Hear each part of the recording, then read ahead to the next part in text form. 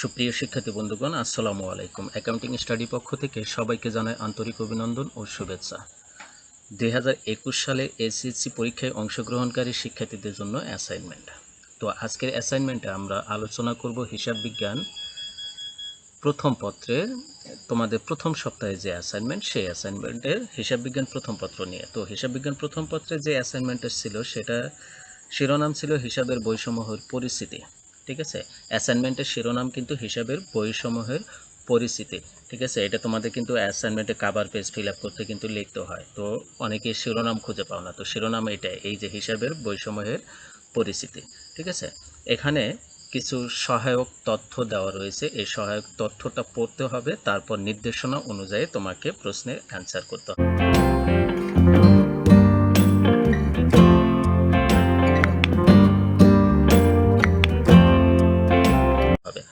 তো সহায়ক তথ্যটা পড়ার আগে আমরা নির্দেশনাটা একটু দেখে আসি, তারপর সহায়ক তথ্য পড়ব। তো নির্দেশনা বলা আছে, দেখো, হিসাব চক্রের ধাপ অনুসরণ করতে হবে, ঘটনা হতে লেনদেন শনাক্ত করতে হবে, হিসাব সমীকরণে লেনদেনের প্রভাব বর্ণনা করতে হবে, খতিয়ান পোস্টিং ও জের নির্ণয় করতে হবে, নগদান বই প্রস্তুত করতে হবে। তো এই সমস্ত নির্দেশনা দেওয়া রয়েছে। তো এই নির্দেশনাগুলোই এখানে সুন্দর করে নির্দেশক কিভাবে করতে হবে সেটা, যে ক নম্বর প্রশ্নে বলছে হিসাব চক্রের ধাপ ব্যাখ্যা করো, মানে তোমাকে ধাপ ব্যাখ্যা করতে হবে। ঠিক আছে, হিসাব চক্রের যে 10টি ধাপ রয়েছে, এই 10টি ধাপ তোমাকে ব্যাখ্যা করতে হবে। এরপরে দেওয়া আছে যে খ নম্বরে বলা আছে জুন 2, 5, 9 ও 20 তারিখের লেনদেনগুলো হিসাব সমীকরণে প্রদর্শন করো। ঠিক আছে, অর্থাৎ এই ব্যাখ্যাগুলো আমরা একটু মানে সহায়ক তথ্য পড়ে আসি। দেখো কি বলা আছে, তিস্তা বিপণী বিতানের নির্দিষ্ট খতিয়ানের 31 মে 2021 তারিখে উদ্বৃত্ত সমূহ যথাক্রমে নগদ 32,000 টাকা, অফিস সরঞ্জাম 30,000 টাকা, প্রাপ্য হিসাব 25,000 টাকা এবং প্রদেয় হিসাব 18,000 টাকা। অর্থাৎ 31 মে 2021, তার মানে কি 31 মে 2021-এ যে ব্যালেন্স বিডি বা তাদের যে উদ্বৃত্তটা দেওয়া ছিল সেটা নগদ, অফিস সরঞ্জাম, প্রাপ্য হিসাব এবং প্রদেয় হিসাব, এই 4টা হিসাবের উদ্বৃত্ত দেওয়া রয়েছিল। এটা কিন্তু জুনের 1 তারিখে ব্যালেন্স সিডি হবে, অর্থাৎ এরা তাদের ব্যালেন্স সিডি ছিল, জুনের 1 তারিখে ব্যালেন্স বিডি হয়ে যাবে। ঠিক আছে, 2 নম্বর এন্ট্রি বলা আছে, জুন 2 বলা আছে মালিক নগদ 10,000 টাকা ও 30,000 টাকার অফিস সরঞ্জাম ব্যবসায় বিনিয়োগ করলো, মানে অফিস সরঞ্জাম ব্যবসায় বিনিয়োগ করলো, তো মূলধন হিসেবে বিনিয়োগ করলো। এরপর জুনে 5 তারিখে বলা আছে 40,000 টাকা পণ্য বিক্রয় করা হলো, যার 60% নগদে, তার মানে কি 60% তুমি নগদে পেয়েছো আর 40% বাকিতে রয়ে গেছে। এরপর জুনের 9 তারিখ বলা আছে ভাড়া পরিশোধ করা হলো 8,000 টাকা। ঠিক আছে, এরপর জুনের 12 তারিখে বলা আছে চলতি মাসে 5 তারিখে ধারে বিক্রয়ের টাকা পাওয়া গেল এবং 500 টাকা বাট্টা মঞ্জুর করা হলো। এই যে এখানে যে তুমি 5 তারিখে যে পণ্য বিক্রয় করলা, 40% যে ধারে ছিল, এই 40%-এর টাকা পাওয়া গেছে এবং যে টাকাই পাওয়া যাক না কেন তার কাছ থেকে 500 টাকা কম নেওয়া হয়েছে। ঠিক আছে, বাট্টা মঞ্জুর করা হয়েছে। এরপর জুনের 17 তারিখে বলা আছে, এই লেনদেনটা একটু মনোযোগ সহকারে তোমরা একটু দেখো যে জুনের 17-তে আসলে কি বলেছে। এটা জুনের 17-তে বলেছে যে মালিক ব্যক্তিগত সম্পদ 1 লাখ টাকায় বিক্রয় করে নিজ ব্যবসায়ের জন্য 50,000 টাকা নিয়ে একটি ল্যাপটপ ক্রয় করলো। খেয়াল করো, সে তার ব্যক্তিগত সম্পদ বিক্রয় করছে, একটু খেয়াল করে দেখো, ব্যক্তিগত সম্পদ বিক্রয় করছে 1 লাখ টাকা এবং তার ব্যক্তিগত ব্যবহারের জন্য 50,000 টাকা দিয়ে একটি ল্যাপটপ ক্রয় করছে। ঠিক আছে, তো এই যে তার ব্যক্তিগত কাজগুলো, এই ব্যক্তিগত কাজগুলোর কারণে ব্যবসায় প্রতিষ্ঠানে কোনো ইফেক্ট পড়ে নাই বা হিসাব সমীকরণে কোনো প্রভাব পড়ে নাই, যার কারণে এটা কিন্তু লেনদেন হবে না। বুঝতে পারছো? এরপরে জুনের 20 তারিখে বলা আছে ঘোষ অ্যান্ড সন্সের নিকট থেকে পণ্য ক্রয় 9,000 টাকা, যার 50% ধারে। ওকে, এরপরে মানে 9,000 টাকা পণ্য ক্রয় করছো, তার 50% ধারে, তার মানে কি 4,500 টাকা নগদে এবং 4,500 টাকা বাকিতে। এরপর জুন 23-এ বলা আছে ঘোষ অ্যান্ড সন্সকে তার পাওনা পরিশোধ করা হলো এবং 200 টাকা বাট্টা পাওয়া গেল। ঘোষ অ্যান্ড সন্সকে তার পাওনা পরিশোধ করলো, ওই যে 4,500 টাকা যে পাওনা ছিল, সেই 4,500 টাকা পাওনা পরিশোধ করছে এবং 200 টাকা বাট্টা পাওয়া গেছে। এরপর জুন 26-এ বলা আছে 30,000 টাকা পণ্য নগদে বিক্রয় করা হলো। এরপর জুন 30-এ বলা আছে ম্যানেজারের বেতন প্রদান করা হলো 10,000 টাকা। ঠিক আছে, তো এই জিনিসটাই অনেকে আমাকে মেসেজ করেছো যে স্যার কিভাবে লিখবো এবং কাভার পেজ কিভাবে করব সেই বিষয়গুলো। তো কাভার পেজ কিভাবে করবা সেই বিষয়গুলো নিয়ে আমি আলাদা একটা ভিডিও বানাবো, সেটা দেখো। তোমরা আগে বোর্ড মানে ভিতরে যে জিনিসগুলো লিখতে হবে মূল থিমগুলো সেগুলো তোমরা লিখে ফেলো। তো এটার অ্যান্সার করার জন্য 5টা স্টেপ দিয়ে এসছে, ঠিক আছে। তো 5টা স্টেপে ক খ গ ঘ ঙ পর্যন্ত দেওয়া রয়েছে। তো ক নম্বরে দেওয়া রয়েছে যে হিসাব চক্রের ধাপ ব্যাখ্যাকরণ করতে বলছে। তো হিসাব চক্রের ধাপ ব্যাখ্যাকরণ এটার আমরা আগে অ্যান্সার করে নেব। তো দেখো ক নাম্বার আমরা দিয়ে দেব, ক নাম্বার হিসাব চক্রের ধাপসমূহ। তো হিসাব চক্রের যে 10টি ধাপ রয়েছে এই 10টি ধাপে আমরা ব্যাখ্যা দিয়ে দেব। প্রথম ধাপ কি ছিল? লেনদেন শনাক্তকরণ। ওকে, তো লেনদেন শনাক্তকরণ, তো লেনদেন শনাক্তকরণ হিসাব চক্রের সর্বপ্রথম ধাপ হলো লেনদেন শনাক্তকরণ, অর্থাৎ কোনো ঘটনা ঘটার সাথে সাথেই তা বিশ্লেষণ করে দেখতে হবে এখানে আর্থিক অবস্থা কোনো পরিবর্তন ঘটছে কিনা। যদি ঘটে থাকে তাহলে সেটিকে লেনদেন হিসেবে বিবেচনা করা হবে, ঠিক আছে। আর যদি আর্থিক অবস্থা কোনো পরিবর্তন না ঘটে তাহলে কোনো লেনদেন হবে না, এটা ঠিক আছে। এরপর 2 নম্বর বলা আছে লেনদেন বিশ্লেষণ। তো লেনদেন বিশ্লেষণ হিসাব চক্রের দ্বিতীয় ধাপ। এই ধাপে লেনদেনটিকে বিশ্লেষণ করে দেখতে হবে হিসাব সমীকরণে কোনো উপাদানের উপর প্রভাব পড়েছে কিনা বা কোন উপাদানের উপর প্রভাব পড়েছে। এরপর 3 নম্বর ধাপটা হলো জাবেদাভুক্তকরণ। তো জাবেদাভুক্তকরণ করাটাই হলো হিসাব চক্রের একদম মানে লিখিত আকারে লেখার প্রাথমিক বই, বুঝতে পারছো? অর্থাৎ এটা কিন্তু একদম মানে হিসাবের কিন্তু খুব গুরুত্বপূর্ণ একটা চক্র, বুঝতে পারছো? এরপরে 4 নম্বর হলো খতিয়ান স্থানান্তরকরণ, 5 নম্বর হলো রেওয়ামিল প্রস্তুতকরণ, 6 নম্বর হলো সমন্বয় দাখিলা, 7 নম্বর হলো কার্যপত্র প্রস্তুত, 8 নম্বর হলো আর্থিক বিবরণী, এরপর 9 নম্বর হলো সমাপনী দাখিলা, 10 নম্বর হলো হিসাব পরবর্তী রেওয়ামিল। তো এই যে 10টা হিসাব চক্র রয়েছে তোমাদের বলা আছে যে কোনো 4টা হিসাব চক্রের ব্যাখ্যা দিতে হবে, ঠিক আছে, উদাহরণ সহ ব্যাখ্যা দিতে হবে। আমি 10টা হিসাব চক্রেরই ব্যাখ্যা দিয়ে রাখছি, ঠিক আছে। তোমরা যে কোনো 4টা দিতে পারো অথবা তোমরা চাইলে 10টাই লিখতে পারো, 10টা লিখলেও কোনো সমস্যা হবে না, ঠিক আছে। তো তোমরা চাইলে এইভাবেই লিখতে পারো বা যে কোনো 4টা দিতে পারো, কারণ আবার 4টা দিবা যে হিসাব চক্রের ধাপ বলেছে, ঠিক আছে। হিসাব চক্রের ধাপ কিন্তু আবার 10টা, ঠিক আছে। এখানে একটা প্রশ্ন থেকেই যায়, তো কনফিউশনের দরকার নাই। আমি তোমাদেরকে সাজেস্ট করব 10টা হিসাব চক্রের ধাপই তোমরা দিয়ে দাও, ঠিক আছে। তো এটা দিয়ে দেবা। তো এটার জন্য তো প্রয়োজনে একটা স্ক্রিনশট মেরে নাও, 2টা স্ক্রিনশট মারতে হবে ক নম্বর প্রশ্নের জন্য। তাহলে এটার জন্য একটা স্ক্রিনশট মারো। আচ্ছা, এরপরে আরেকটা স্ক্রিনশট মেরে নাও, ঠিক আছে। এরপরে আমরা খ নম্বর প্রশ্নটার নির্দেশনাটা দেখব। খ নম্বর বলা আছে 2, 5, 9 ও 20 তারিখের লেনদেনগুলো হিসাব সমীকরণে প্রদর্শন করো। তো 2, 5, 9 ও 20 তারিখের লেনদেনগুলো হিসাব সমীকরণে প্রদর্শন করতে বলছে। তো আমরা 2, 5 হিসাব সমীকরণে প্রদর্শন করব, কিন্তু এখানে একটা কথা আছে যে নির্দেশকটা বলা আছে কি, দেখো এই যে এখানে এই জিনিসটা বলা আছে যে প্রারম্ভিক উদ্বৃত্ত সহ 4টি লেনদেনের প্রভাব প্রদর্শন করতে পারলে তোমাকে সর্বোচ্চ মার্ক দেওয়া হবে। তার মানে কি প্রারম্ভিক উদ্বৃত্তটা এখানে ইনপুট করতে হবে, ঠিক আছে। তো প্রারম্ভিক উদ্বৃত্ত যে দেওয়া রয়েছিল কি নগদ, অফিস সরঞ্জাম, প্রাপ্য হিসাব এবং প্রদেয় হিসাব, এটাকেও আমরা লিখে নিব প্রথমে। তো এটা লিখে নিব, নগদ 32,000 টাকা, অফিস সরঞ্জাম 30,000 টাকা, প্রাপ্য হিসাব 25,000 টাকা, প্রদেয় হিসাব কত 18,000 টাকা। আমরা জানি মোট সম্পদ থেকে দায় বাদ দিলে মালিকানা সত্ত্ব বের হয়। তো এই তিনটা, এই যে 32,000, 30,000 আর 25,000, এই তিনটা যোগ করে যেটা হবে সেটা থেকে 18,000 টাকা মাইনাস করলে বাকি টাকাটা মালিকানা সত্ত্বে আসবে, ঠিক আছে। এখানে এই যে 69,000 টাকা মালিকানা সত্ত্ব। তো এটার আমরা জের নামাই নিলাম।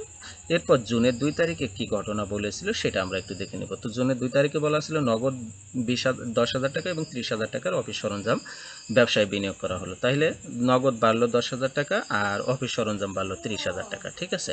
আর মূলধন বাড়লো 40,000 টাকা। তো মূলধনের মালিকানা সত্ত্বে করে 40,000 টাকা বসাই দিলাম। তো এটার এবার যে নামাবো, এই দুইটা 32 আর 10 কত হবে 42, 30 যোগ করলে কত হবে 60, 25 থাকবে, 18 থাকবে, 69 আর 40 যোগ করলে 109 হবে, ঠিক আছে। এরপরে জুনের 5 তারিখেরটা কি বলেছে দেখি একটু। জুনের 5 তারিখে বলা আছে যে 40,000 টাকা পণ্য বিক্রয় করা হলো, যার 60% নগদে। তো 40,000 টাকা পণ্য বিক্রয় করে আমার মূলধন বেড়ে গেছে 40,000 টাকা আর নগদ বাড়ছে এই 40,000 টাকা 60%। তো 40,000 টাকা 60% নগদান হবে কত 24,000 টাকা। তো 24,000 টাকা নগদ বাড়ছে আর বাকি রয়েছে মানে প্রাপ্য হিসাব রয়েছে 16,000 টাকা, বুঝতে পারছো। 40% হবে 16,000 টাকা, 40,000 টাকা 40% কিন্তু 16,000 টাকা। ওই যে ওখানে বলা আছে 60% নগদে আর 40% বাকিতে এটা বুঝেই নিতে হবে, ঠিক আছে। এরপরে জুনের 9 তারিখে কি বলেছে এটা একটু দেখব। ভাড়া পরিশোধ করা হয়েছে 8,000 টাকা, তাহলে নগদ টাকা কমে গেছে, মালিকানা সত্ত্ব কমে গেছে। তো নগদ টাকা কমাই দিলাম, মালিকানা সত্ত্ব কমাই দিলাম, কমাই দিয়ে এখানে জের নামাই দিলাম আমরা। এটা এখানে একটা শূন্য কমে গেছে, এই শূন্যটা আমরা বাড়াই দিচ্ছি একটু, হ্যাঁ। আচ্ছা, তো আমরা জের নামাই দেব। এরপরে 20 তারিখেরটা কি বলা আছে সেটা একটু দেখে নেব।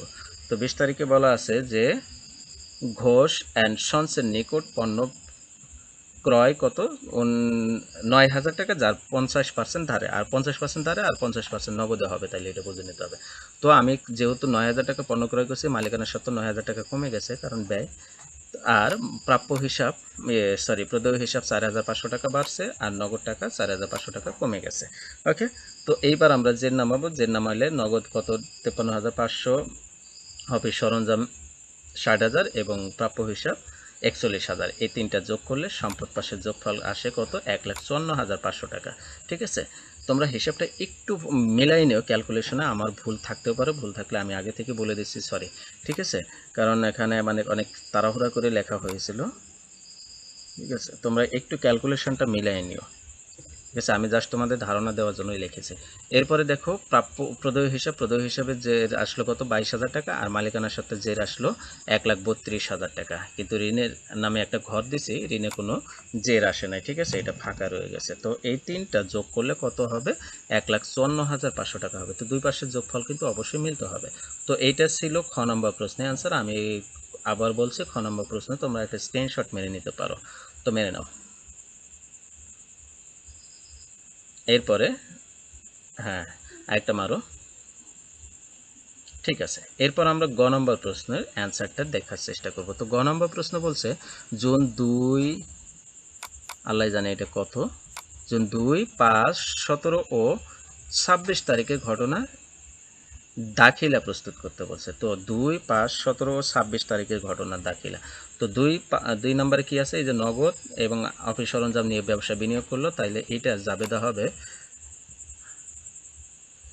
এটা জাবেদা কি হবে দেখো, নগদান হিসাব ডেবিট, অফিস সরঞ্জাম হিসাব ডেবিট, আর মূলধন হিসাব ক্রেডিট, দুইটা যোগ করলে 40,000 টাকা। এটা কিন্তু অবশ্যই ব্যাখ্যা দিতে হবে, কারণ নির্দেশনায় বলা আছে খুব সুন্দরভাবে, দেখো যে ব্যাখ্যা সহ সকল দাখিলা সঠিকভাবে সম্পন্ন করলে সর্বোচ্চ মার্ক পাওয়া যাবে, এইটা কিন্তু বুঝতে হবে, ঠিক আছে।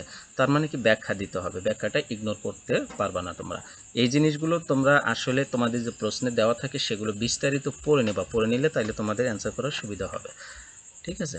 এরপরে দেখো পরের লেনদেনটা বলেছে কি, যে পরে 5 তারিখেরটা বলেছিল, তো 5 তারিখে লেনদেনটা দেখে আসে। ওই যে 40,000 টাকা পণ্য বিক্রয় 60% নগদে, তাহলে 24,000 টাকা নগদ পেয়েছে। তো নগদান হিসাব ডেবিট 24,000 টাকা, প্রাপ্য হিসাব ডেবিট 16,000 টাকা, বিক্রয় হিসাব ক্রেডিট কত 40,000 টাকা। এরপর 17 তারিখের লেনদেনটা আমরা কিন্তু পড়ার সময় বলে দিছি এটা লেনদেন হবে না, ঠিক আছে। এখানে আমরা এভাবে লিখে দেব লেনদেন নয়, কারণ হিসাব সমীকরণে প্রভাব ফেলেনি, ঠিক আছে, এটা লেনদেন নয়।